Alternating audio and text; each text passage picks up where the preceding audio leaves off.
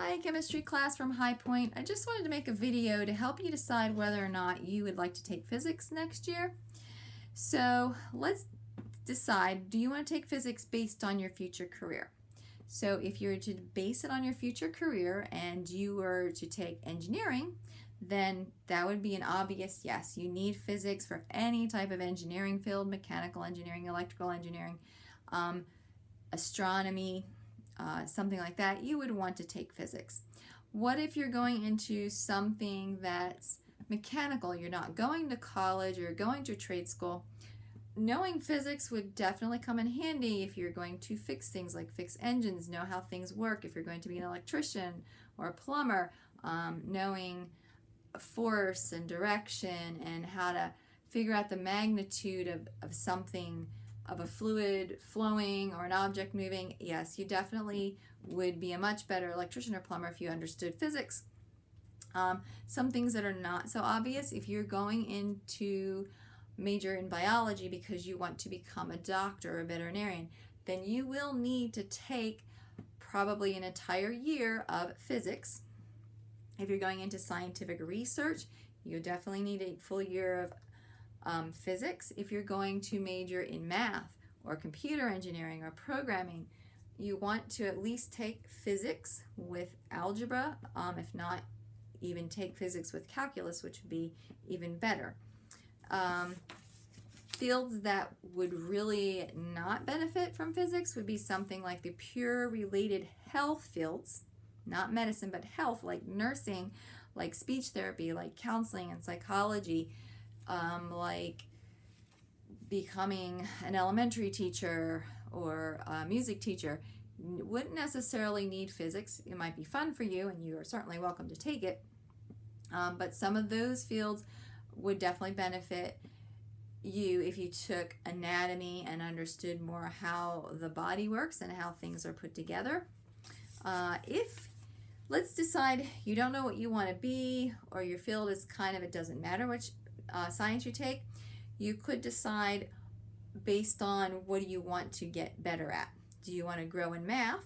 Well, you will definitely grow in how to apply math. You'll have a better understanding of math.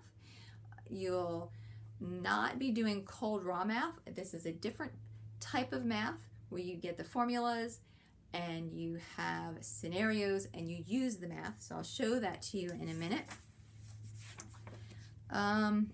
Maybe you want to make your decision based on the format of the course and how that format makes you feel like you're going to succeed a little bit more or you feel more comfortable. So the format of the physics course is similar to other physics classes in that we spend part of the time learning the concepts, but we spend a lot of time applying the math and the physics, so much so that half the tests are concept tests that you take in class, and the other half of the tests are applied math tests that you actually take home and bring back. We also do labs. Hopefully for every chapter, or most of the chapters, we'll be doing a lab for each of those. Let's see here. When I teach the math, what we'll be doing is working on sample problems. So I'll show you several sample problems, then you'll get the take-home test and you'll have to do your own. When you're practicing the problems in class, we always work as a team. We always work as a team to complete the lab, and the teams are usually made of about 4 or 5 people. Sometimes we divide up into smaller groups, such as 2, but based on the equipment we have, we do really well with teams of 4. We do really well as people start sharing their ideas on how to solve a problem, and you learn from each other. So I'll be listening in as you solve problems, and then I'll stop you when you're doing the work, or I'll tell you, hey, keep going, you're doing really good. So you do your work out loud, and then I work with you in your team in solving the problems. Let's see, what else? Okay, so if you're still not sure, let me show you the math, and you can decide if you're comfortable with this type of math. So chapters 1 and 2 will be similar to something you've already done. Chapter 3 will be an introduction to the type of math that we do in physics. This would be an example from chapter 4. Let's take a look at the equation. It's change in velocity squared equals velocity in the x direction squared plus velocity in the y direction squared. And if you're looking at that formula and you're saying, wow, that looks like Pythagorean theorem, you're right. Yes, it's Pythagorean theorem. And here's a diagram. Velocity in the x direction plus velocity in the y direction, and you're solving for the hypotenuse, all right? So that's very similar to, and of course, if you can solve anything with the Pythagorean theorem and you know trigonometry, like tangent, cosine, and sine, then you can solve for an angle. So this particular angle alpha solved equals the inverse tangent of the opposite over the adjacent, velocity y over velocity x. So that probably looks familiar to you. Skip 4 chapters. In chapter 8, here's another example. Acceleration equals the mass of a hanging object over the mass of the hanging object plus the mass of an object sitting on a table times gravity. And you probably already know that gravity is equal to 9.8. If you don't, we will cover that in the beginning chapters anyway. So very simple equation. We show where that equation comes from. We try to understand the equation, but then we spend a lot of time applying the equation, and the problem would read, what would the acceleration be if this mass were equal to 2 grams and this mass were equal to 10 grams? All right, and then you would plug in the numbers and solve it. So here's a different scenario, a different equation.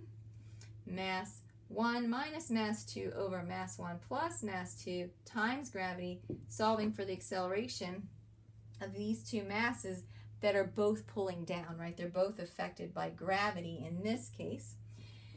And so you could solve for acceleration.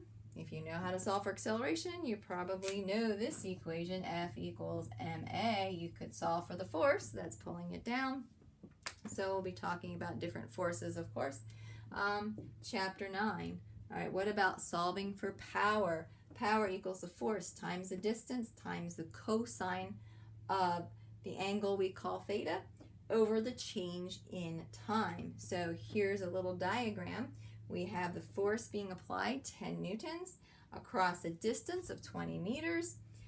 There's an angle of 60 degrees, and we have a change in time. Let's just say the change in time is 3 seconds. So you would plug in the numbers and you would solve that. So if you feel comfortable with that kind of math, then you'll probably be very comfortable in the physics class. The last question you may be asking is, do I need to memorize all these formulas? And the answer is you do not need to memorize all of the formulas. There will be a few that you need to memorize, but for the final, you'll be taking the formulas and making a formula sheet and taking part of the final home and doing your take-home test.